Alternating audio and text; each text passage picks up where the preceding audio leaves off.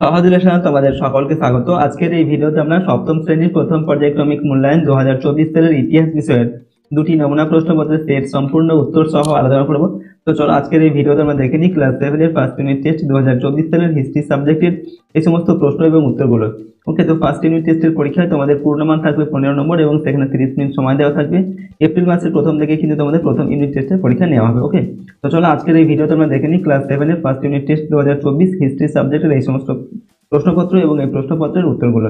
ওকে, তো এই প্রশ্নোত্তরগুলো দেখার আগে যদি তোমরা চ্যানেল নতুন হয়ে থাকো এই চ্যানেলটিকে অবশ্যই সাবস্ক্রাইব করে রাখবে, সাথে বেল আইকনে প্রেস করার পর অল অপশনটি সিলেক্ট করবে পরবর্তী ভিডিওগুলো পাওয়ার জন্য। আর ভিডিওতে একটি লাইক করবে এবং ভিডিওটি বন্ধু বান্ধবীর সঙ্গে কিন্তু শেয়ার করবে, ঠিক আছে। আর যদি তোমরা এই সমস্ত ভিডিওর পিডিএফ ফাইলগুলো পেতে চাও, অর্থাৎ এই প্রশ্ন এবং উত্তরের পিডিএফ ফাইলগুলো পেতে চাও, তাহলে সহজ লেসন অ্যাপটিকে ফোন ইনস্টল করে রাখবে। সেখানে ভিডিওর পাশে পিডিএফগুলো কিন্তু দেওয়া থাকবে।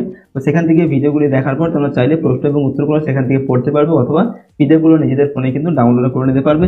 ওকে, সেই সঙ্গে প্রতিটা সাবজেক্টের suggestion, model question paper, syllabus, marks revision এই সব কিছু তোমরা কিন্তু হাতের মধ্যে থেকে পেয়ে যাবে। ওকে, তো চলো আজকের এই ভিডিও তোমরা দেখে নিই ক্লাস 7 এর ফার্স্ট ইউনিট টেস্ট 2024 সালের হিস্ট্রি সাবজেক্টের এই প্রশ্নপত্রের উত্তরগুলো। তো প্রথমে আমরা সেট 2 এর প্রশ্ন উত্তর দেখবো। এর আগের ভিডিওতে আমরা সেট 1 এর প্রশ্ন এবং উত্তরগুলো দেখেছিলাম, ঠিক আছে। তো দেখো এখানে প্রথমে দেওয়া আছে কি, দেখো 1 নম্বর দাগে সঠিক উত্তরটি বেছে নিয়ে লেখো। তিনটি প্রশ্ন প্রথমে তোমাদের দেওয়া থাকবে, ঠিক আছে। প্রতিটা প্রশ্নের মান 1 নম্বর করে এবং এখান থেকে সঠিক উত্তর যেটা হবে সেটা নির্বাচন করে লিখতে হবে। তো দেখো কয়ের দাগে কি দেওয়া আছে, কৈবর্ত বিদ্রোহের নেতা ছিলেন। অপশন এতে দেওয়া আছে দেবপাল, অপশন বি হচ্ছে জয়নাক, অপশন সি তে দেওয়া আছে রুদক। তো এই তিনজন এখানে তিনটি অপশন দেওয়া আছে। তো কৈবর্ত বিদ্রোহের নেতা কে ছিলেন এদের মধ্যে কৈবর্ত বিদ্রোহের নেতা ছিলেন রুদক, ঠিক আছে। অপশন সি টা সঠিক উত্তর হবে। তো কৈবর্ত বিদ্রোহের টোটাল মোট তিনজন নেতা ছিলেন, রুদক, ভীম আর হচ্ছে কে দিব্য, ঠিক আছে, দিব্য বা দিব্যক। ওকে, এই তিনজন ছিলেন কৈবর্ত বিদ্রোহের নেতা। তো এখানকার মধ্যে আমাদের সঠিক উত্তরটা হচ্ছে রুদক। নেক্সট প্রশ্ন দেখো, একের ক্ষয়ের দাগে সৃষ্টি বলা হতো। অপশন এতে দেওয়া আছে বণিকদের, অপশন বি হচ্ছে কৃষকদের এবং অপশন সি দেওয়া আছে ভূস্বামীদের। তো শ্রেষ্ঠী কাদের বলা হতো, উত্তর হবে বণিকদের, ঠিক আছে। অপশন এটা সঠিক উত্তর হচ্ছে, ঠিক আছে, অর্থাৎ বণিকদের বলা হতো শ্রেষ্ঠী। পরবর্তী প্রশ্ন গয়ের দাগে বাংলায় পাল রাজত্ব শুরু হয় আনুমানিক। অপশন এতে দেওয়া আছে 750, অপশন বি হচ্ছে 780, অপশন সি হচ্ছে 1056 খ্রিস্টাব্দ। তো বাংলায় পাল রাজত্ব শুরু হয় আনুমানিক 750 খ্রিস্টাব্দে, ঠিক আছে। 750 খ্রিস্টাব্দে বাংলায় পাল রাজত্ব শুরু হয়। ওকে, তো 1 নম্বর দাগে তোমাদের তিনটি প্রশ্ন দেওয়া থাকবে, ঠিক আছে। এরকম তোমরা তিনটি প্রশ্নের উত্তর এখানে লিখলাম। দেখো 2 নম্বর দাগে 2-1 কথায় উত্তর দাও। এখানে প্রতিটা প্রশ্নের মান 1 নম্বর করে এবং দুটি প্রশ্ন এখান থেকে তোমাদের লিখতে হবে। 1 নম্বর মানে 2-1-এ 2 নম্বর। তো কয়ের দাগে দেওয়া আছে বাংলার রাজা শশাঙ্কের রাজধানীর নাম কি ছিল। তো বাংলার রাজা শশাঙ্কের রাজধানীর নাম ছিল কর্ণ সুবর্ণ, ঠিক আছে। কয়ের দাগে হচ্ছে বিক্রমশীল মহাবিহার এর প্রতিষ্ঠাতা কে। তো বিক্রমশীল মহাবিহারের প্রতিষ্ঠাতা হচ্ছে ধর্মপাল, ঠিক আছে। ধর্মপাল ছিলেন বিক্রমশীল মহাবিহারের প্রতিষ্ঠাতা, ঠিক আছে। আর শশাঙ্কের রাজধানী ছিল কোথায়, কর্ণ সুবর্ণ। এরপর 3 নম্বর দাগে 2-3টি বাক্যে যে কোনো একটি প্রশ্নের উত্তর লেখো। প্রশ্নের মান 2 নম্বর করে, ঠিক আছে। 2 নম্বর দেওয়া আছে। তো এখানে দুটি প্রশ্ন দেওয়া থাকবে, যে কোনো একটা লিখতে হবে। কয়ের দাগে দেওয়া আছে মাৎস্যান্যায় বলতে কি বোঝো। এখানে আমরা উত্তর লিখছি 637 খ্রিস্টাব্দে শশাঙ্কের মৃত্যুর পর বাংলার রাজনীতিতে চরম অরাজকতা, অনৈক্য ও বিশৃঙ্খলা দেখা দেয়। পুকুরের বড় মাছ যেমন ছোট মাছ খেয়ে ফেলে, তেমনি সেই সময় শক্তিশালী লোক দুর্বল লোকের উপর অত্যাচার চালায়। বাংলার ইতিহাসে এই বিশৃঙ্খল সময়কে মাৎস্যান্যায় বলা হয়, ঠিক আছে।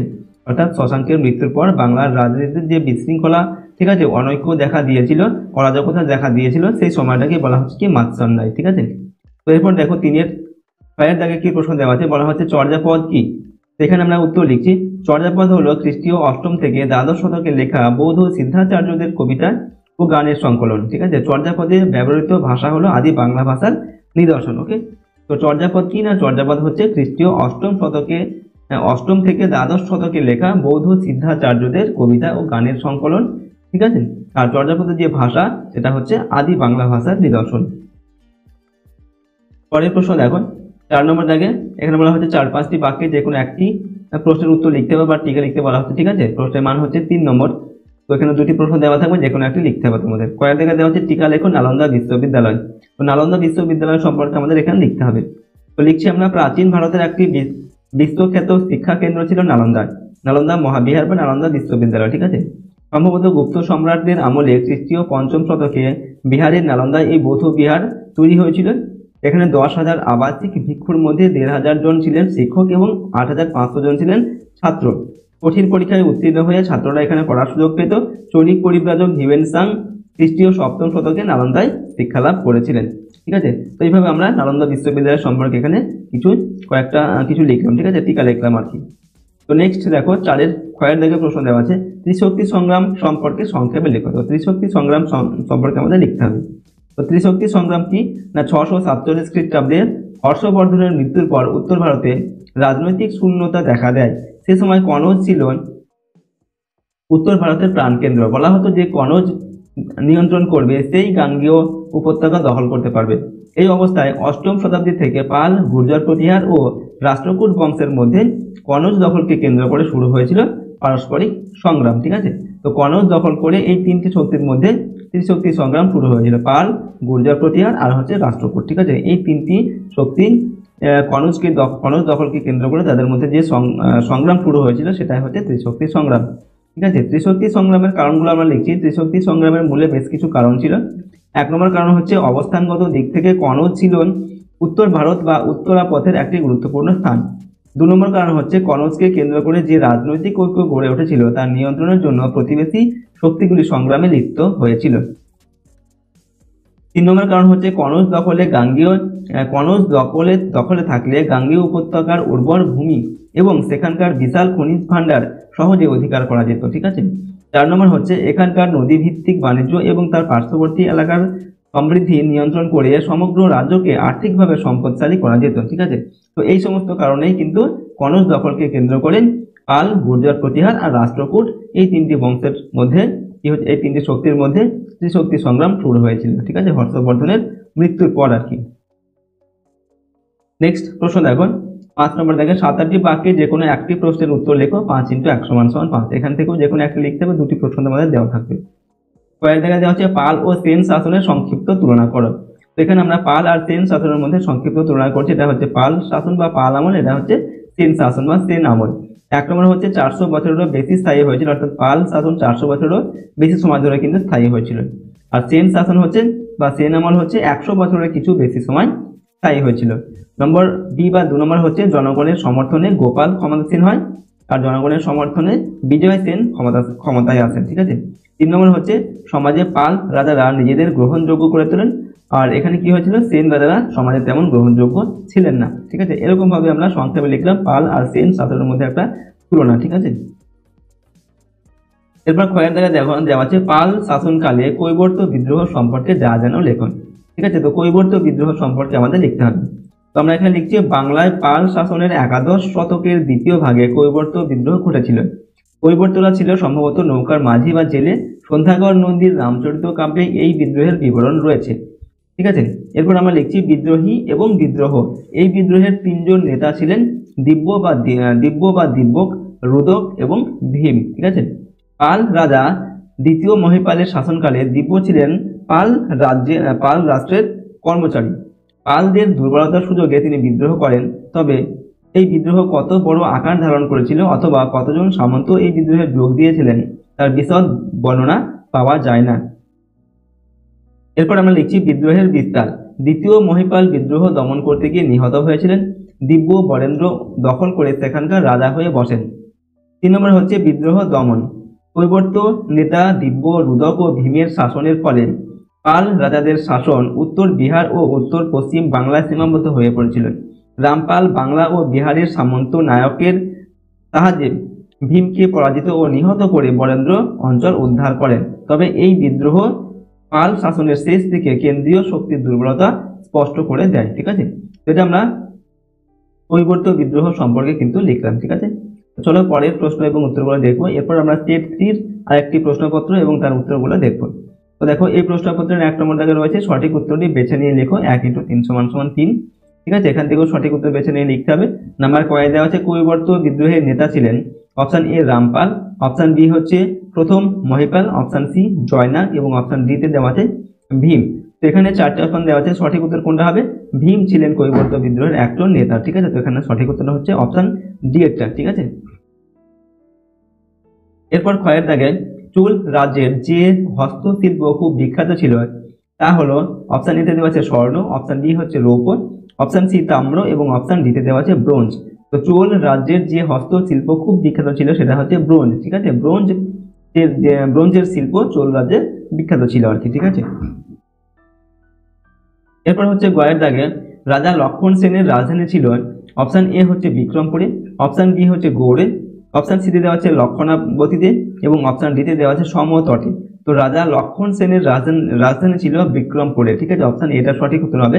ওকে, রাজা লক্ষণ সেনের রাজধানী ছিল বিক্রমপুরে। 2 নম্বর থেকে বলা হচ্ছে একটি বাক্যে যে কোনো দুটি প্রশ্নের উত্তর দাও, প্রশ্নের মান হচ্ছে 1 নম্বর করে, ঠিক আছে, 2 থেকে 2 নম্বর দেওয়া আছে। তো এখানে কয়েক জায়গায় বলা হচ্ছে ভাগীরথী ও করতোয়া নদীর মধ্যবর্তী এলাকার নাম কি? তো ভাগীরথী ও করতোয়া নদীর মধ্যবর্তী এলাকার নাম হচ্ছে বরেন্দ্র, ঠিক আছে, ভাগীরথী ও করতোয়া নদীর মধ্যবর্তী এলাকার নাম হচ্ছে বরেন্দ্র। কয়েক জায়গায় হচ্ছে কোন বিদ্রোহের ফলে বরেন্দ্র পালদের হাতছাড়া হয়? এখানে উত্তর হবে কৈবর্ত বিদ্রোহের ফলে বরেন্দ্র পালদের হাতছাড়া হয়, ঠিক আছে। নাম্বার কয়ে দেওয়া আছে পৃথিবীর সর্ববৃহৎ বৌদ্ধ কেন্দ্রের নাম কি? তো পৃথিবীর সর্ববৃহৎ বৌদ্ধ কেন্দ্রের নাম হচ্ছে ইন্দোনেশিয়ার বড়বুদুরের বৌদ্ধ মন্দির, ঠিক আছে, ইন্দোনেশিয়ার বড়বুদুরের বৌদ্ধ মন্দির হচ্ছে পৃথিবীর সর্ববৃহৎ বৌদ্ধ কেন্দ্র। 3 নম্বর দাগে হচ্ছে 2-3টে বাক্যে যে কোনো একটি প্রশ্নের উত্তর দাও, প্রশ্নের মান হচ্ছে 2 নম্বর, ঠিক আছে, এখানে 2টি প্রশ্ন দেওয়া থাকবে, যে কোনো একটি লিখতে হবে। কয়েক জায়গায় দেওয়া আছে চর্যাপদের পুঁথি কে কোথা থেকে উদ্ধার করেন? তো এখানে আমরা উত্তর লিখছি চর্যাপদের পুঁথি হরপ্রসাদ শাস্ত্রী নেপাল থেকে উদ্ধার করেন, ঠিক আছে। কয়েক জায়গায় দেওয়া আছে চোল শাসন ব্যবস্থায় উড় এবং নাড়ুকি এরা কোন দায়িত্ব পালন করত? তো চোল শাসন ব্যবস্থায় উড়কি না চোলদের প্রাদেশিক শাসন ব্যবস্থায় গ্রামকে শাসন করত যে পরিষদ তাকে বলা হতো উড় বা গ্রাম পরিষদ, ঠিক আছে। এরপর হচ্ছে নাড়ুকি না চোল শাসন ব্যবস্থায় কয়েকটি গ্রামের সমষ্টিকে বলা হতো নাড়ু, ঠিক আছে, কয়েকটি গ্রামের সমষ্টিকে নাড়ু বলা হতো। এদের কাজ কি না এরা স্বায়ত্ত শাসন বিচার ও রাজস্ব সংগ্রহের দায়িত্ব পালন করত। ওকে, তো এগুলো ছিল এক একটি পরিষদ, ঠিক আছে। এরপর 4 নম্বর দাগে 4-5টি বাক্যে যে কোনো একটি প্রশ্নের উত্তর দাও, প্রশ্নের মান 3 নম্বর, এখান থেকেও যে কোনো একটি লিখতে হবে, 2টি প্রশ্ন দেওয়া থাকবে। কয়েক জায়গায় দেওয়া আছে পাল রাজাদের বৌদ্ধ ধর্মের প্রতি অনুরাগ বাংলার সংস্কৃতিতে কি প্রভাব ফেলেছিল বলে তোমার মনে হয়? বিশ্লেষণ করো। তো প্রশ্নের উত্তরটা আমরা লিখছি পাল রাজাদের বৌদ্ধ ধর্মের প্রতি অনুরাগ বাংলার সংস্কৃতির ক্ষেত্রে উল্লেখযোগ্য উন্নতি ঘটিয়েছিল। পাল রাজাদের পৃষ্ঠপোষকতায় বাংলা ও বিহারে শিক্ষা দীক্ষায় বৌদ্ধ প্রভাব অনেক বেশি পড়েছিল। নালন্দা, অদন্তপুরী, বিক্রমশীল, সোমপুরী, জগদ্দল, বিক্রমপুরী ওকে প্রভৃতি বৌদ্ধ বিহারগুলি সেকালের শিক্ষা দীক্ষায় বড় ভূমিকা নিয়েছিল। বিখ্যাত বৌদ্ধ সিদ্ধাচার্যদের মধ্যে শান্তরক্ষিত, শান্তিদেব, কম্বলপাদ, শবরীপাদ, কাহ্নপাদ, গোরক্ষনাথ এবং অতীশ দীপঙ্কর ছিলেন উল্লেখযোগ্য। এছাড়া চর্যাপদ সহ ভাষা সাহিত্য, স্থাপত্য, ভাস্কর ও চিত্রশিল্পে বৌদ্ধ ধর্মের বিশেষ প্রভাব পড়েছিল। পাল আমলে স্থাপত্য নিদর্শনগুলির মধ্যে বৌদ্ধ স্তূপ ও বিহার ছিল প্রধান। পোড়ামাটির শিল্প সামগ্রীগুলিতে মানুষের দৈনন্দিন জীবনের সুখ দুঃখ, সমাজ জীবন ও ধর্মবিশ্বাস ইত্যাদি ফুটে উঠত। বৌদ্ধ ধর্মের পাণ্ডুলিপি অলঙ্করণ করতে মিনিয়েচার বা অনুচিত্র আকার চল জনপ্রিয় হয়েছিল, ঠিক আছে। এভাবে আমরা এই প্রশ্নের উত্তরটিকে লিখলাম। এরপর দেখো ক্ষয়ের জায়গায় বলা হচ্ছে হিউয়েন সাংয়ের বিবরণী থেকে শশাঙ্কের রাজধানী কর্ণ সুবর্ণ সম্পর্কে কি জানা যায়? তো আমাদের এখানে উত্তর লিখতে হবে কি না হিউয়েন সাংয়ের যে বিবরণ সেখান থেকে আমরা শশাঙ্কের যে রাজধানী কর্ণ সুবর্ণ এটা সম্পর্কে কি জানতে পারি। তো চীনা পর্যটক হিউয়েন সাং কর্ণ সুবর্ণ সম্পর্কে তার বিবরণীতে নানা কথা তুলে ধরেছিলেন। তিনি লিখেছেন যে গৌড়ের রাজধানী কর্ণ সুবর্ণ একটি জনবহুল দেশ এবং এখানকার মানুষজনের চরিত্র ভালো এবং তারা শিক্ষা দীক্ষায় পৃষ্ঠপোষক। এখানকার জমি নিচু ও আর্দ্র এবং নিয়মিত কৃষিকাজ হওয়ায় এখানে অঢেল ফুল ফল পাওয়া যায়। এই অঞ্চলের জলবায়ু নাতিশীতোষ্ণ। কর্ণ সুবর্ণে বৌদ্ধ ও শৈব উভয় ধর্মের মানুষই বসবাস করেন। কর্ণ সুবর্ণের অপর নাম ছিল রাঙামাটি বা কালাসোনা, ঠিক আছে। তো এরপর দেখো 5 নম্বর দেখে 8-10টি বাক্যে যে কোনো একটি প্রশ্নের উত্তর লেখো, প্রশ্নের মান 5 নম্বর। তো এখানে তোমাদের 2টি 5 নম্বর মানের প্রশ্ন দেওয়া থাকবে, যে কোনো একটি লিখতে হবে। কয়েক জায়গায় দেওয়া আছে প্রাচীন বাংলার প্রধান অঞ্চলগুলির নাম লেখো, শশাঙ্কের আমলে বাংলার আর্থিক অবস্থা কেমন ছিল? প্রশ্নের মান হচ্ছে 2 + 3 = 5। তোমরা উত্তর লিখছি প্রাচীন বাংলার প্রধান অঞ্চলগুলি ছিল পুন্ড্রবর্ধন, বরেন্দ্র, বঙ্গ, বঙ্গাল, রাঢ়, শুনহ, গৌড়, সমতট আর হচ্ছে হরিকেল, ঠিক আছে। তো প্রাচীন বাংলার প্রধান যে অঞ্চল সেগুলো হচ্ছে এইগুলো, ঠিক আছে। এই নামগুলো কিন্তু তোমরা ভালোভাবে মনে রাখবে। এরপর শশাঙ্কের আমলে বাংলার আর্থিক অবস্থা কেমন ছিল? শশাঙ্কের আমলে 606 থেকে 7 খ্রিস্টাব্দ থেকে 637 থেকে 38 খ্রিস্টাব্দ, ঠিক আছে, বাংলার অর্থনীতি ছিল কৃষি নির্ভর। রাজ্যের নিয়মিত কৃষিকাজের ফলে অঢেল ফুল ফল পাওয়া যেত। রাজধানী কর্ণসুবর্ণ একটি গুরুত্বপূর্ণ বাণিজ্য কেন্দ্র ও প্রশাসনিক কেন্দ্র ছিল। আশেপাশের গ্রাম থেকে এই নগরের নাগরিকদের জন্য নিত্য প্রয়োজনীয় জিনিসপত্র আসত। জমির চাহিদা বৃদ্ধি হওয়ায় কৃষির গুরুত্ব বেড়ে যায়, ফলে সমাজ ক্রমশ গ্রাম কেন্দ্রিক হয়ে পড়েছিল। ঠিক আছে, তো নেক্সট আমরা লিখবো হিউয়েন সাংয়ের বিবরণী থেকে জানা যায় যে দক্ষিণ পূর্ব এশিয়ার সঙ্গে বাংলার বাণিজ্যিক যোগাযোগ ছিল। রাঙামাটি থেকে জনৈক বণিক জাহাজ নিয়ে দক্ষিণ পূর্ব এশিয়ার মালয় অঞ্চলে বাণিজ্য করতে গিয়েছিল। এর থেকে কর্ণসুবর্ণের বাণিজ্যিক সমৃদ্ধির ইঙ্গিত পাওয়া যায়। ঠিক আছে, এরকম ভাবে আমরা লিখলাম। ওকে, শশাঙ্কের আমলে বাংলার যেরকম আর্থিক অবস্থা যেটা ছিল সেটা সম্পর্কে। এরপর দেখো ক্ষয়ের দাগে বিক্রমশীল মহাবিহার সম্পর্কে পরিচয় দাও। এখানে আমরা লিখছি বিক্রমশীল মহাবিহার সম্পর্কে।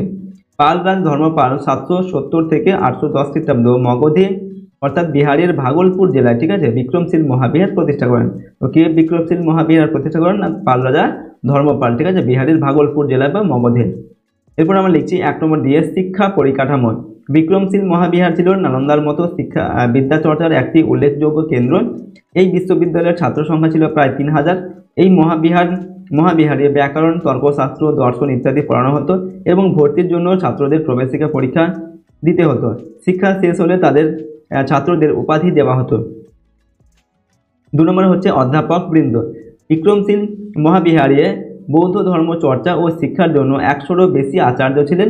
তাদের মধ্যে উল্লেখযোগ্য ছিলেন শান্তিপদ, কল্যাণ রক্ষিত, শ্রীধর অভয়াকর গুপ্ত প্রমুখ। ঠিক আছে, দীপঙ্কর শ্রীজ্ঞান বা অতীশ দীপঙ্কর ছিলেন বিক্রমশীল মহাবিহারের অধ্যক্ষ। নেক্সট আমরা 3 নম্বরে লিখছি মহাবিহারের ধ্বংস সাধন। ধর্মপালের সময় থেকে পরবর্তী প্রায় 500 বছর বিক্রমশীল মহাবিহার শিক্ষা চর্চার অন্যতম কেন্দ্র ছিল। লক্ষণ সেনের রাজত্বের শেষ দিকে বখতিয়ার খলজির নেতৃত্বে তুর্কিরা বাংলা আক্রমণ করে বিক্রমশীল মহাবিহার ধ্বংস করেন। ঠিক আছে, তো এটা হচ্ছে আমরা বিক্রমশীল মহাবিহার সম্পর্কে এটা লিখলাম। ঠিক আছে, তো দেখো এই ছিল তোমাদের ক্লাস 7-এর ফার্স্ট ইউনিট টেস্ট হিস্ট্রি সাবজেক্টের। ওকে, তো আমরা এখানে দুটি প্রশ্নপত্রের সম্পূর্ণ উত্তর সম্পর্কে আলোচনা করলাম। প্রতিটি প্রশ্নোত্তর কিন্তু অবশ্যই তোমরা খুব ভালোভাবে মুখস্থ করবে এবং প্র্যাকটিস করবে তোমাদের প্রথম ইউনিট টেস্টের পরীক্ষার জন্য। আর যদি এই চ্যানেলে তোমরা নতুন হয়ে থাকো, চ্যানেলটিকে সাবস্ক্রাইব করে রাখবে, সাথে বেল আইকনে প্রেস করবে এবং অল অপশনটি সিলেক্ট করে নেবে পরবর্তী ভিডিওগুলো পাওয়ার জন্য। আর ভিডিওটিতে একটি লাইক করবে এবং ভিডিওটি বন্ধু বান্ধবের সঙ্গে শেয়ার করবে। যদি এই সমস্ত প্রশ্ন এবং উত্তরের পিডিএফ ফাইলগুলো পেতে চাও তাহলে সহজ লেসন অ্যাপটিকে ইনস্টল করবে। সেখানে ভিডিওর পাশে পিডিএফগুলো দেওয়া থাকবে। ভিডিওটি দেখার পর সেখান থেকে তোমরা প্রশ্নোত্তরগুলো পড়ে নিতে পারবে অথবা পিডিএফগুলো নিজেদের ফোনে ডাউনলোড করে নিতে পারবে। ঠিক আছে, তাছাড়া সমস্ত সাবজেক্টের suggestion, model question paper, syllabus, mark revision এই সব ভিডিও তোমরা অ্যাপের মধ্যে থেকে পেয়ে যাবে। ঠিক আছে, তো চলো আজকের এই ভিডিওটিকে আমরা এখানে শেষ করছি। সম্পূর্ণ ভিডিওটি দেখার জন্য অসংখ্য ধন্যবাদ।